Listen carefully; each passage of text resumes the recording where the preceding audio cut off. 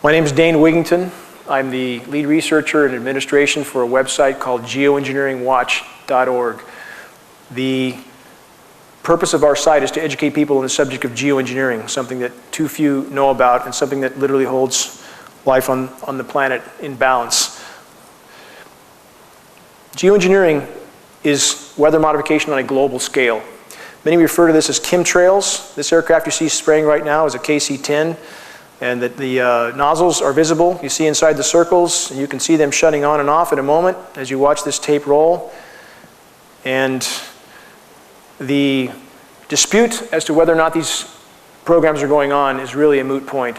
We have more than enough data. We have actual footage, as you're seeing now, to show that these tankers are indeed spraying at altitude. The materials we see showing up in the ground are the exact materials named in numerous geoengineering patents, as many as 150 patents. So, at this point, the notion that these programs are not going on is simply denial.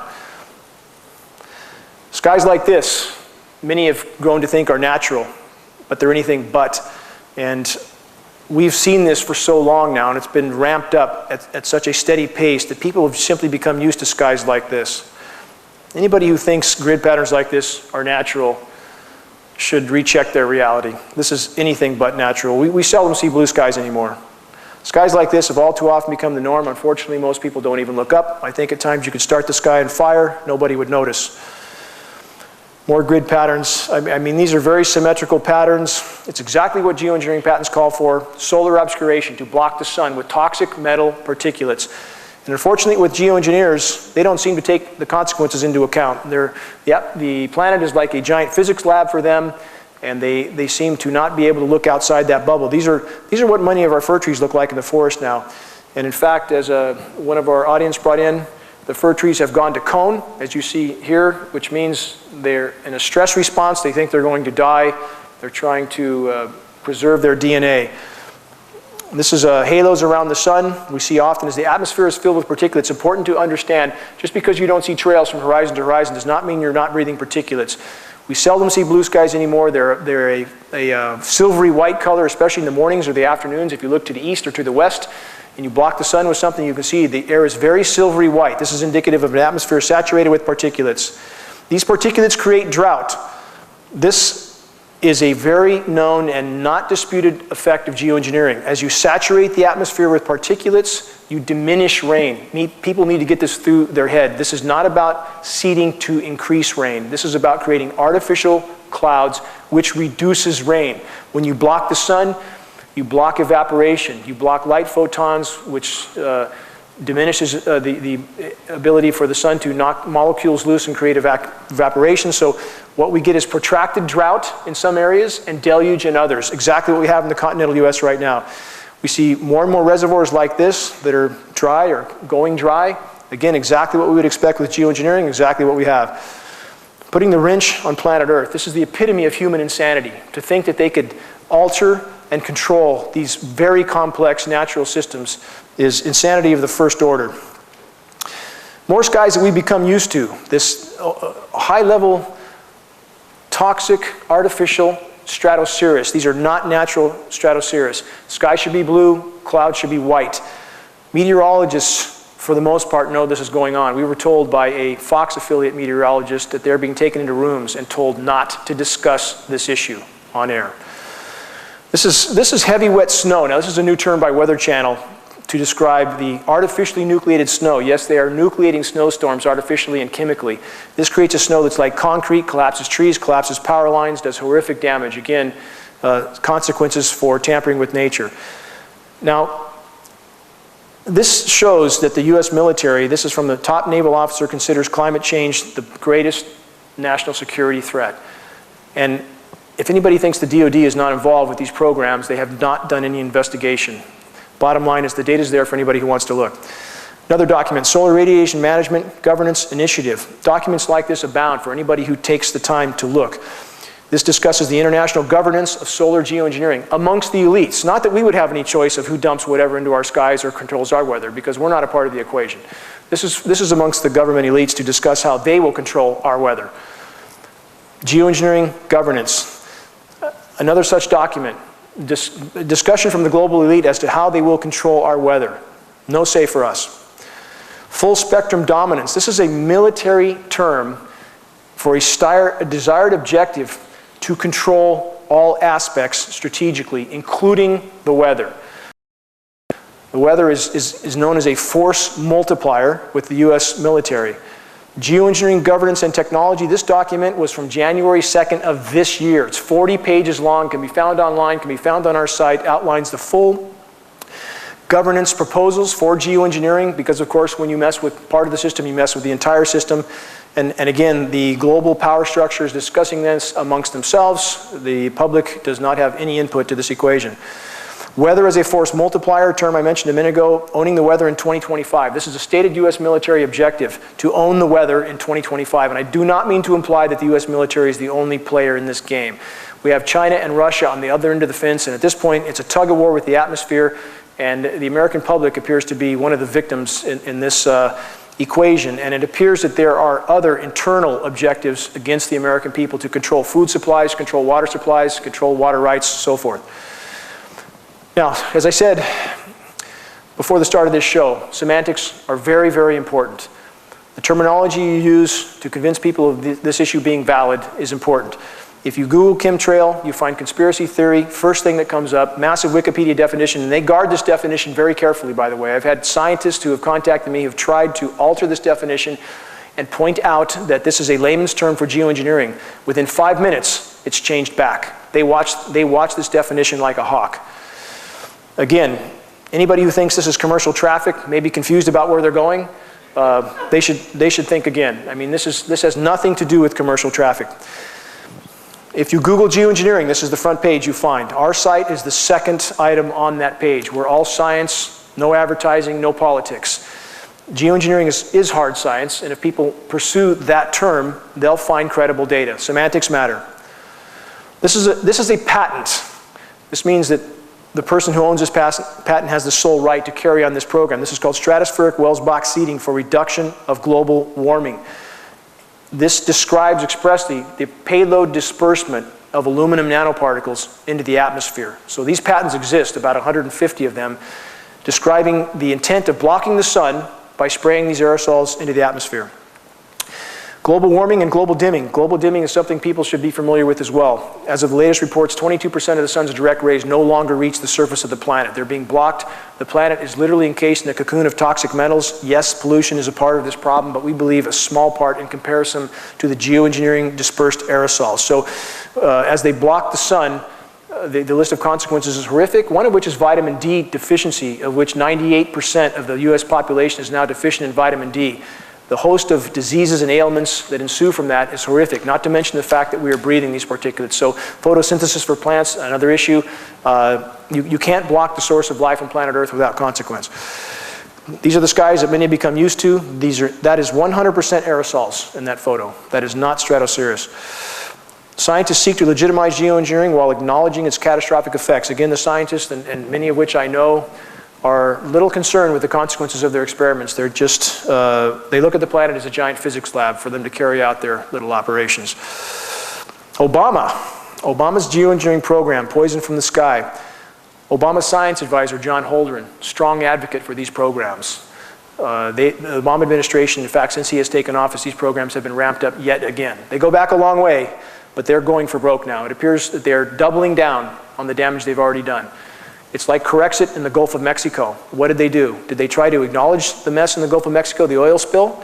No, they tried to hide it with a chemical disbursement called Corexit, which by some reports made the toxicity in that region 52 times greater, but they don't care. The goal is to hide the damage they've done, hide the crimes already committed. Again, more clearly, unnatural traffic in the air.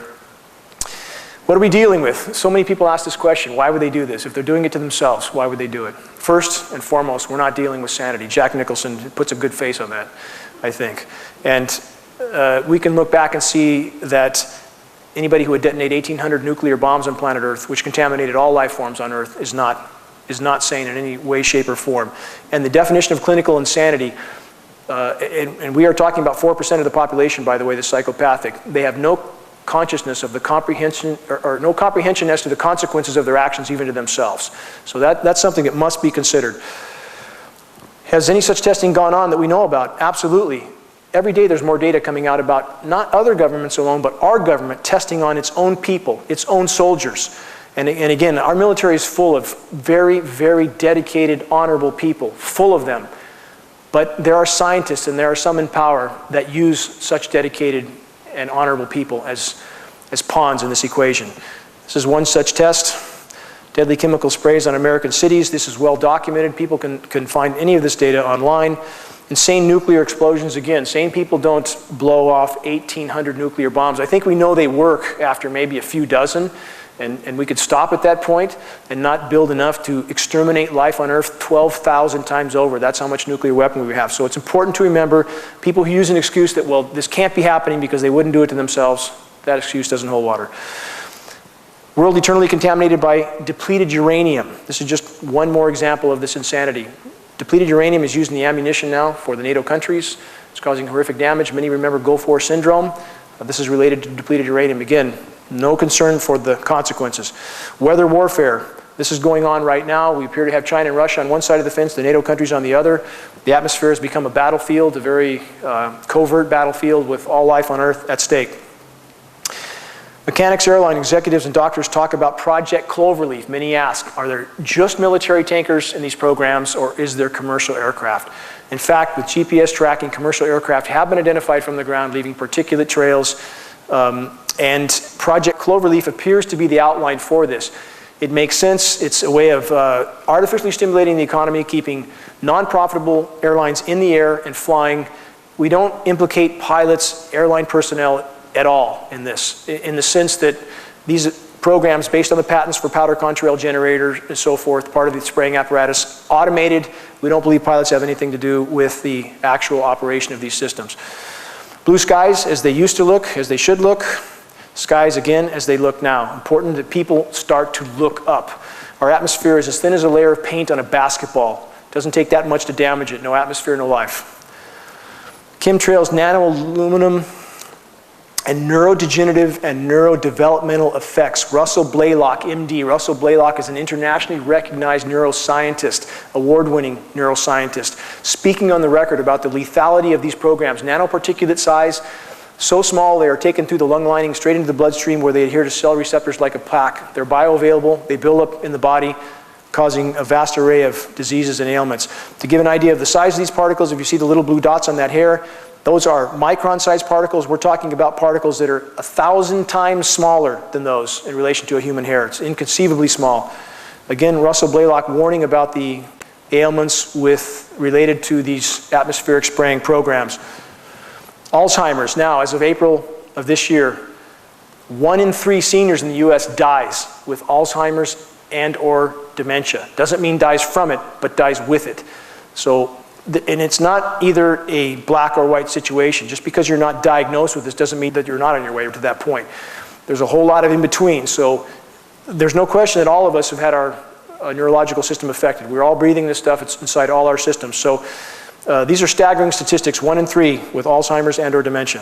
Autism. Autism has increased 10,000% since 1975. 1 in 50 children now has autism, also related to aluminum. Morgellons, another disease that appears to be related directly to the spraying. There are also fibers in the patent I showed you earlier, polymer fibers. It appears that some people's systems react violently to these fibers trying to work their way out of the system. So Morgellons is becoming a very serious disease the medical industry has yet to recognize, we believe connected with the spraying as well. Synergistic effects of environmental and heavy metals. These metals are toxic in and of themselves. When you combine them, they become much more lethal.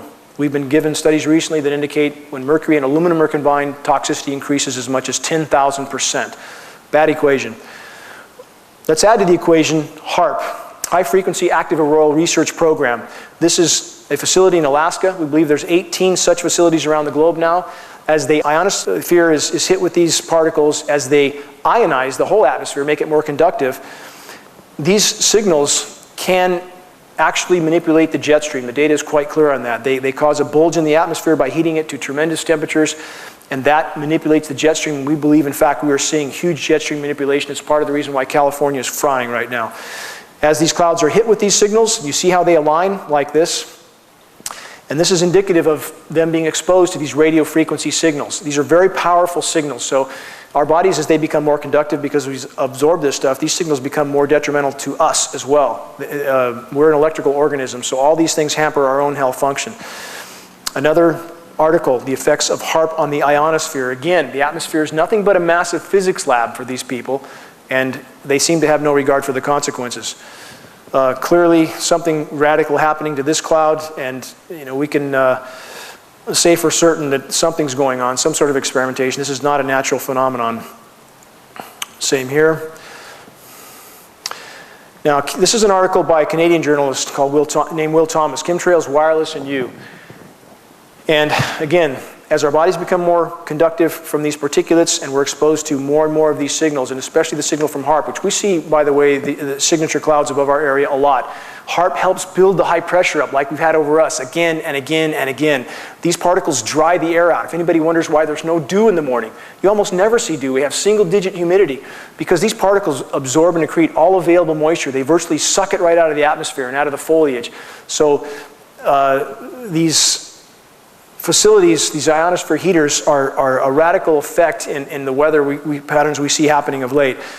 History Channel also airs proof, HAARP weather manipulation, a lot of documentation on this. Jet stream movement, unprecedented jet stream movements. And we see this almost all the time now in the lower 48 especially. And this appears to be connected to, for example, what they might be trying to do in the Arctic could be affecting us horrifically here, because the jet stream, as it moves across us, it's part of that long-term manipulation that I believe right now this is why we're frying at this point, because there are some very profound things happening in the Arctic, and we appear to be one of the regions that gets thrown under the bus for the manipulation of things they're trying to do to accomplish what they're trying to accomplish in the Arctic. So again, this is a very complex equation, and when you affect something upstream, it affects everything downstream. More HAARP signature clouds. You see the ribbing in these clouds. This is typical of something exposed to the HAARP frequency. Now, this is Project Lucy, which involves these ionosphere heaters. Again, these massively powerful atmospheric heating devices.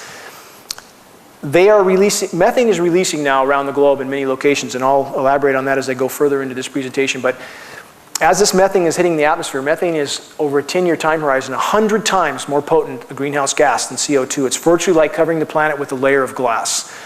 Now, their latest proposal, as the experiment gets worse and worse, as they play weather whack-a-mole, they're now, we believe they're already at this program, to use the ionosphere heaters to nuke the atmosphere in a desperate attempt to try to degrade the methane that is already one of the consequences of the programs they've already been at for 60 years. So the equation just gets worse and worse. And we believe, by the way, they have been at this for about 60 years. We have documents on geoengineeringwatch.org from the NASA archives that show weather modification activity in the US back to the mid-40s. More HAARP-exposed clouds. Chinese scientists create second artificial snowstorm in Beijing. Mainstream media covered this because the Chinese government openly announced they were creating artificial snowstorms. This is turning what should have been a rain event into a snow event. It's happening here regularly. December 21st of last year, we had a massive artificially nucleated storm. And when you're in the woods, like where I live, 40 degrees, and it starts snowing, these giant artificial flakes, and all you can hear overhead is aircraft flying low. We've tested the snow. It's packed full of metals. And this is causing horrific damage to the trees and the foliage. This is Ozone Hole from the Arctic. You see 1984, where you don't have any blues. 1997, lots of blues. This also is a part of the geoengineering program consequences. As they saturate the atmosphere with these particulates, it causes ozone damage. The science is extremely clear on that. Many have felt how hot the sun feels on their face. If you drive through parking lots in Costco, Walmart, or around Reading, you'll see the southwest sides of the trees literally burnt off. This is not natural, and this ozone hole is expanding. They're trying desperately to hide it. Unprecedented ozone hole opens up over Canadian Arctic. More documentation on the ozone problem. Recent changes to Gulf Stream causing widespread gas hydrate destabilization. This is methane hydrates, which are releasing from the seafloor as we speak in multiple places around the globe. As geoengineering has altered the weather patterns, it's altered the rain cycles, it's altered again, as the wind patterns are altered, the ocean currents are altered. That appears to be a causal factor, a major causal factor in triggering methane hydrate release. More wind, more storms. We're seeing that now around the globe. Arctic Methane Emergency Group. Planetary catastrophe is inevitable. This is from a group of scientists in the Arctic right now. And again, one must always sift the baby from the bathwater. And I've met some of these scientists. And although they are correct that the methane is a global game-changing event and a planetary catastrophe, what do these guys propose? That we geoengineer. As if it hasn't been going on for 60 years already. Now, either these people live in a hole or they're lying their butts off.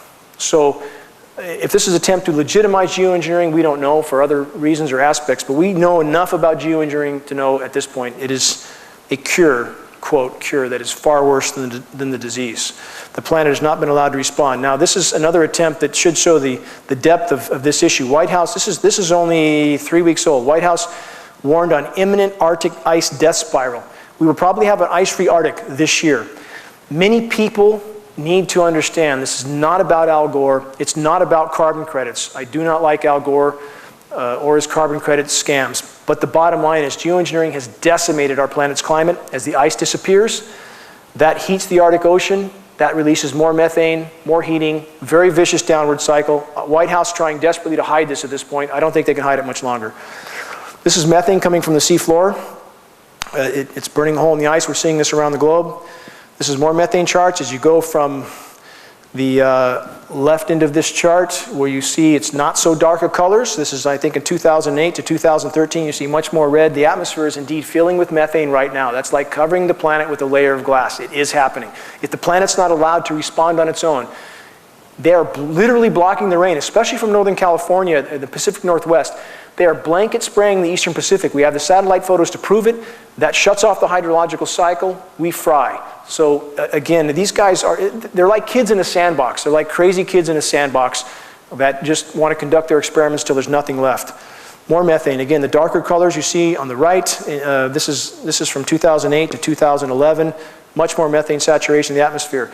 As one of the members of the audience brought up, as methane releases from the seafloor, it aerates the water like a bottle of champagne. Ships have no buoyancy. This is in fact what we've seen for many decades in the Bermuda Triangle.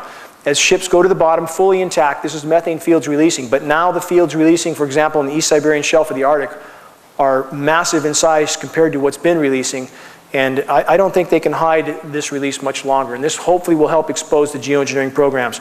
Methane bubbles could sink ships, as we've already discussed. Rising Arctic Ocean temperatures cause gas hydrate destabilization. Yet more documentation from the geophysical research letters.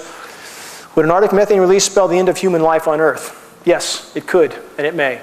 And I'm not trying to strip hope out of this equation. If we could stop geoengineering and the planet could respond on its own, that is our best tack. We know from previous events, paleoclimatic events, from 55 million years ago was the most recent methane mass expulsion. It was a global mass extinction, 70% terrestrial extinction, 95% aquatic extinction. If enough of this methane releases, it's going to be game over. It's one more reason that the planet has to be allowed to respond on its own. These programs have to be stopped. What are climate change feedback loops? As I explained with methane already, this is one of these loops. As the planet is warmed from these programs are exacerbating the warming, no question. As the planet warms and the methane releases, it hits the atmosphere, traps heat. That causes more methane to release, more trapping of heat. This is called the feedback loop, and these feedback loops are triggered right now, and I believe the power structure is literally in a panic. They thought they could play God with the weather, with all of us as part of this experiment, and now they know that you don't get something for nothing in this equation. I believe they're in absolute panic trying to figure out how to put the genie back in the bottle, but it can't be done. What they can do is stop hampering the planet's ability to respond to these problems. This is temperatures, and again, you hear a lot of argument about this. Is the planet warming? Is it cooling? It's too political. This issue is too political. You know, Al Gore is such an incredible idiot that he has caused people to not look at the truth, and his hypocrisy, unbelievable hypocrisy, has really muddied the water. You take geoengineering out of the equation, and people wouldn't be scratching their heads about this. We had a snow event in Amarillo, Texas, May 1st of this year. It was 100 degrees on the ground on May 1st. It snowed on May 2nd. Anybody should know this is absolutely unnatural. This is fully documented. This is on our site. I have all the data from NOAA about this event on our site. Geoengineering is skewing the equation, making people think that things are getting cooler. They are not. So again, this is not about Al Gore, but geoengineering is trapping more heat than it deflects, shredding the ozone layer, stopping the hydrological cycle, killing the boreal forest, poisoning our waters and soils. It is the elephant in the room at this point. Ocean acidification, also a huge factor. Our oceans are being acidified very rapidly at this point. The oceans are virtually on the verge of collapse, and we're seeing fish stocks decline some 94, 95%. If the ocean is gone, oxygen content is depleted further. That's the major source of oxygen on planet Earth. Boreal forests, the second source of oxygen. Global oxygen content is indeed plummeting right now. So you can't, again, you can't hamper these systems with the toxic spraying that these guys are doing around the globe and not have biosystems collapse. Are our oceans on the brink of collapse, as we discussed? Yes, they are. These articles are out there for anybody who bothers to look, because certainly our mainstream media wouldn't cover this. They're too busy telling us when the next episode of American Idol's on. Massive fish die-offs. These are occurring around the globe as we speak. Yet more and more. And half of Southern California sea lion pups have died this winter. Many people don't know about this. There's thousands of them dying washing up at the beach. They simply have nothing to eat. Although radiation from Fukushima has been implicated in some of this, much of the rest is just simply a lack of food. And these events will not be hidden much longer. That's why I have no hesitation discussing them, and people can call me alarmist, they can call me whatever they want. This is happening now. You are here. This is ice decline. Although people have referred to modeling for the climate scientists, and I use the word loosely. I mean, our quote-unquote scientists are often very disconnected from reality. They're paid to say what they say. That's true. But in fact, if we have an ice-free Arctic this year, and all indication is we may. If it's not this year, it'll be next year. That's about 100 years ahead of modeling. So yes, the modeling's wrong, but it's far short of how bad it really is, and geoengineering is fueling that fire. Arctic ice death spiral. Again, the innermost ring is the mass for the Arctic ice right now. It is 19% of what it was 30 years ago. And once the ice is gone, the ocean will heat very quickly, methane will release faster, and the temperatures we've seen rising. We know we're going to be 113 here in our area tomorrow. I mean, these are record-breaking, record-shattering temperatures. We're going to see a lot more of this if the planet's not allowed to respond.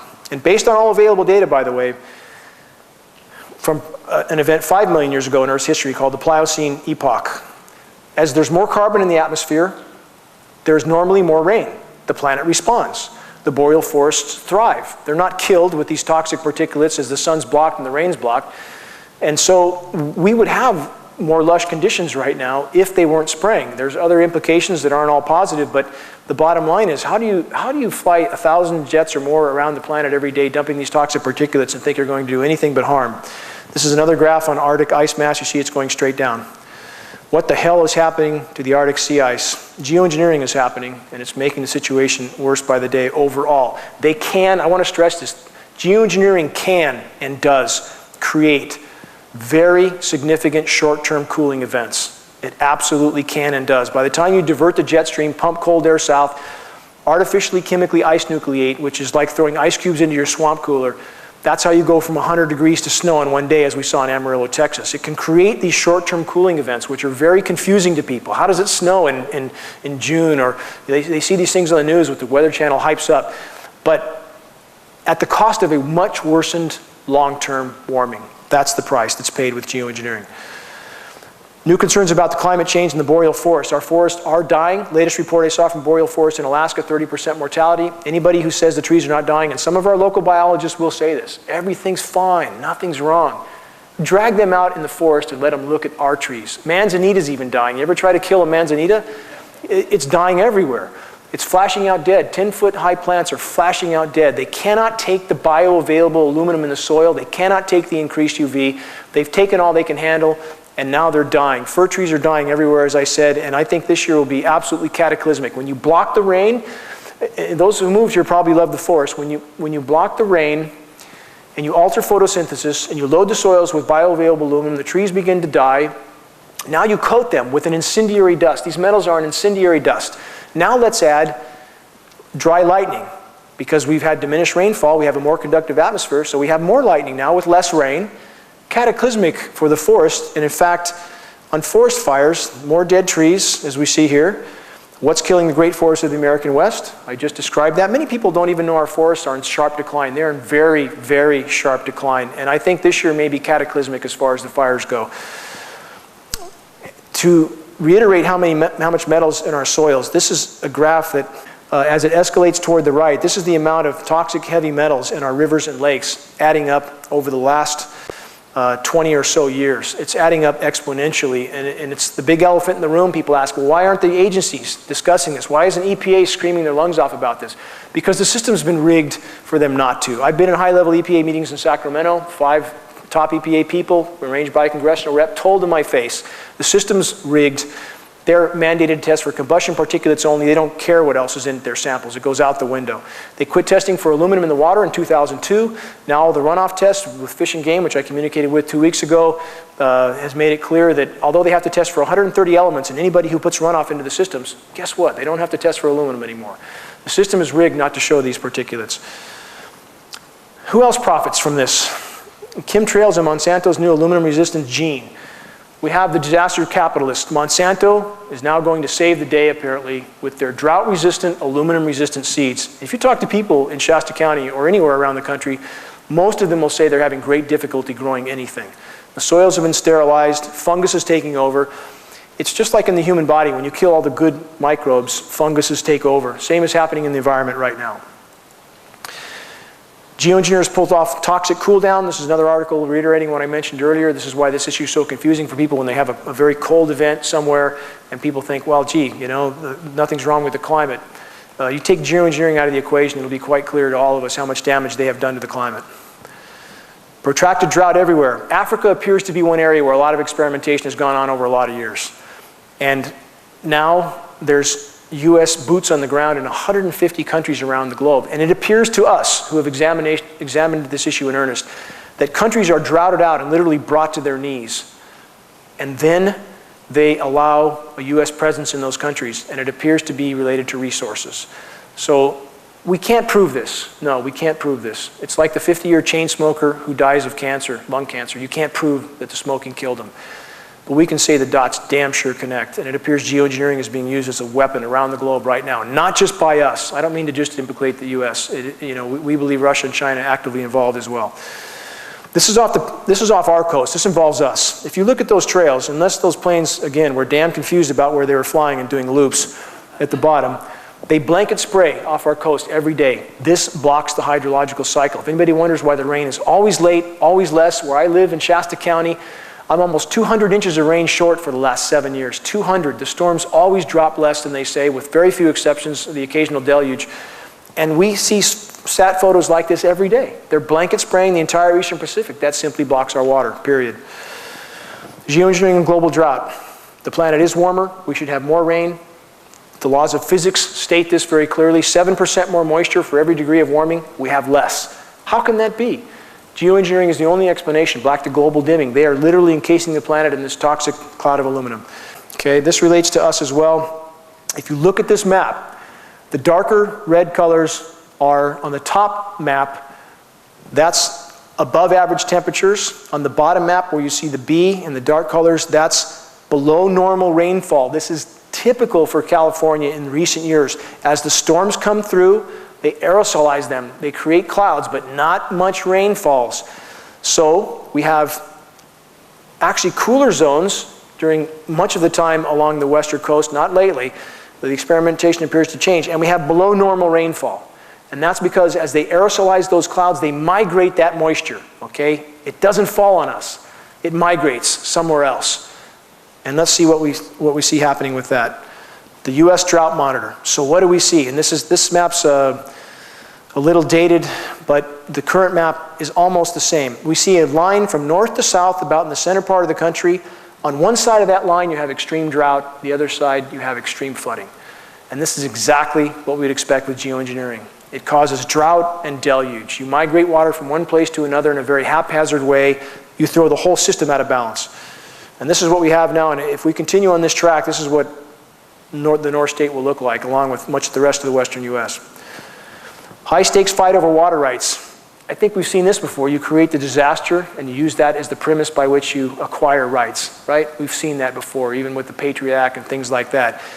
Water rights are being very actively pursued by the federal government around the western US, and we believe this is a part of this equation. This is a multi-layered onion. I'm not trying to pin it on just this or that, but there appears to be many things that they are trying to accomplish and putting life on Earth at risk in the process. Chemtrails have increased electrical conductivity in the atmosphere from 3 to 20 times. This is increasing lightning, as we stated.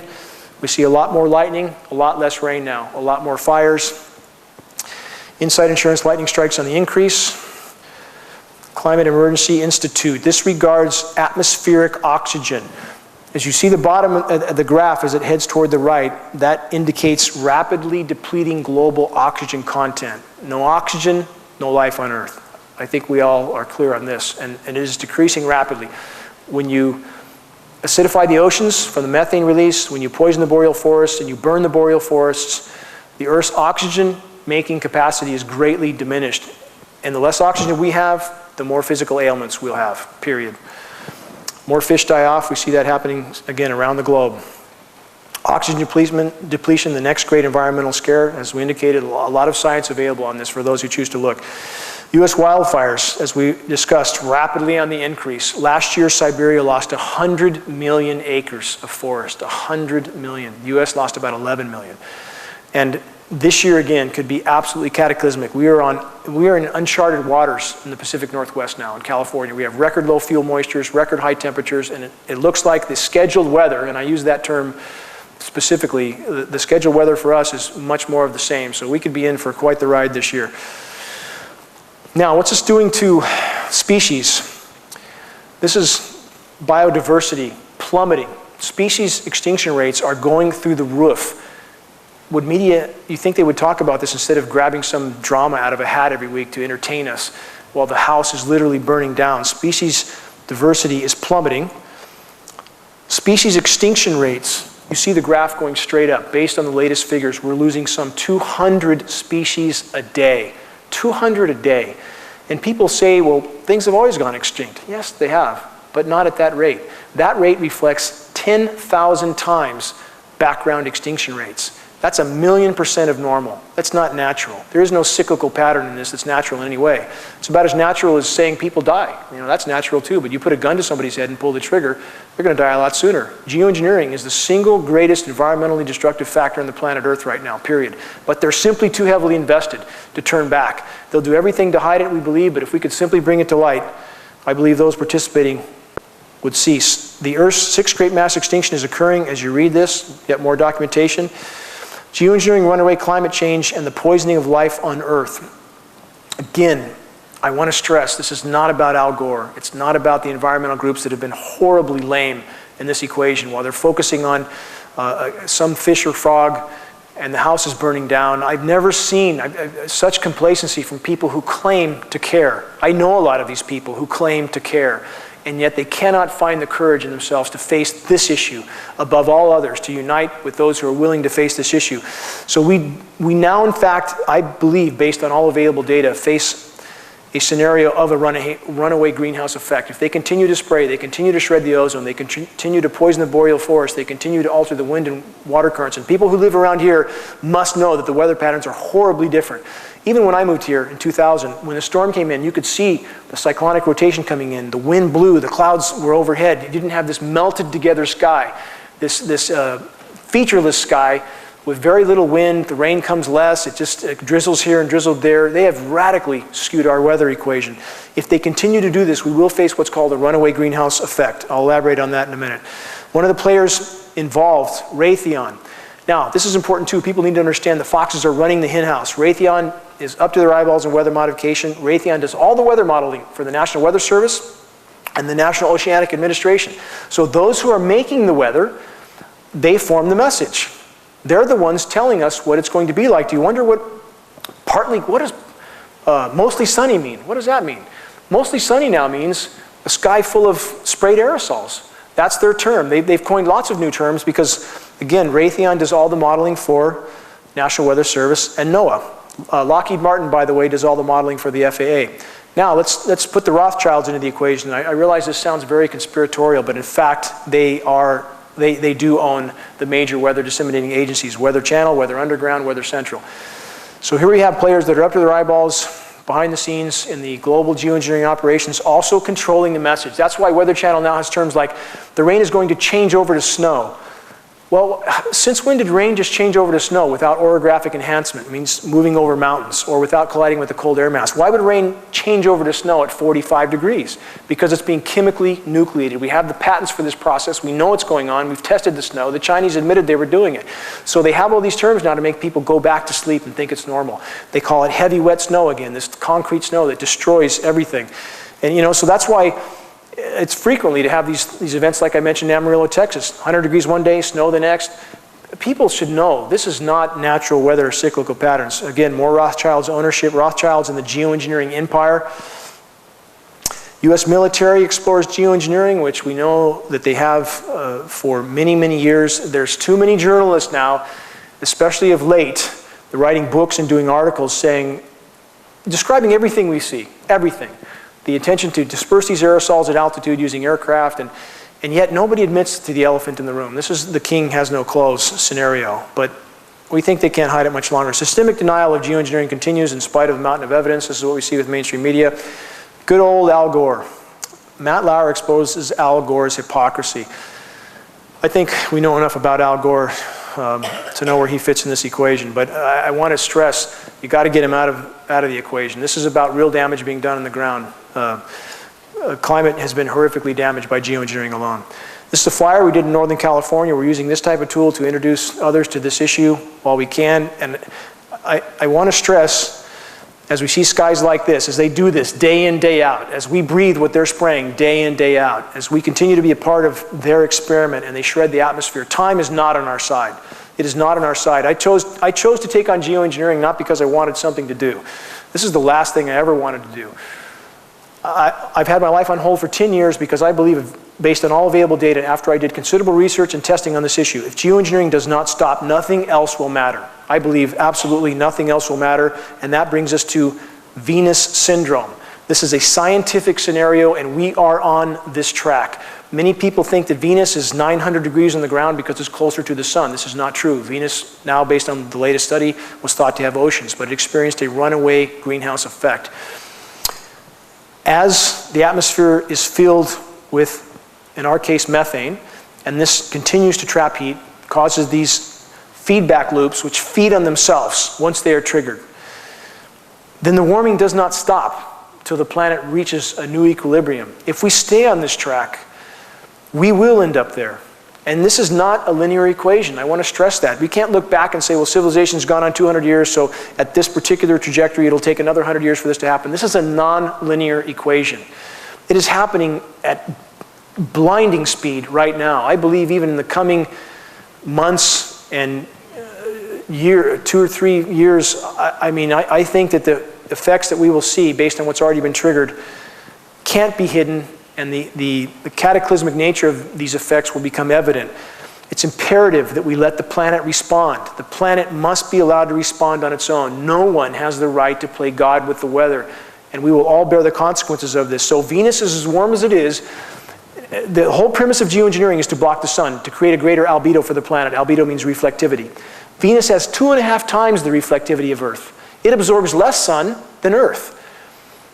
And yet Venus is 900 degrees on the ground because of its greenhouse effect. So again, it's imperative that we stop geoengineering, stop hampering the planet's ability to try to compensate for damages done. This is our site, Geoengineering Watch. There's only a couple of us that really do this, but there's more and more starting to help now. All of us can contribute to this greatly, and this is how you do it. From your own home computer, if you locate groups, organizations, and individuals that would care, if they had a clue. So many people don't have a clue about this issue. And you get credible data. You send them that data. Send them some credible documentation and files.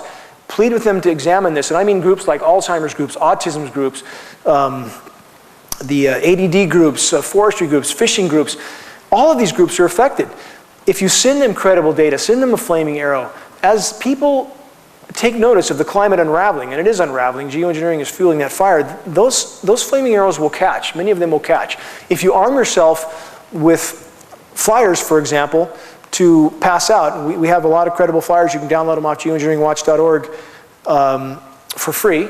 And if you pass those out, it does a lot more good than running out in the street, ranting and pointing at the sky.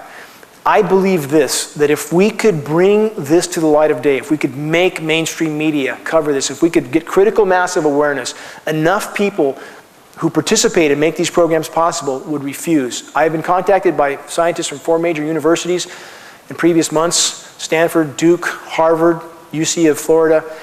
A scientist from Stanford, Stanford's definitely involved with these programs, has told me that there are people on the inside participating in this research that now are pulling back. They're refusing to because they realize the cataclysm it's causing. And I believe enough people, especially from the US military, who we have incredibly dedicated, honorable people in the US military that are being told this is something they need to do, they must do, for the good of the planet. When they realize what this is doing to the planet their countrymen rely on, their children rely on, I believe those honorable men and women will pull back, that they will certainly be on our side. We simply need to bring this to light. If we could bring it to light, it would change our equation radically for the better. That's my goal, that's why I'm here, that's my mission. Thank you very much for attending, and I appreciate all of your efforts toward this goal. Thank you.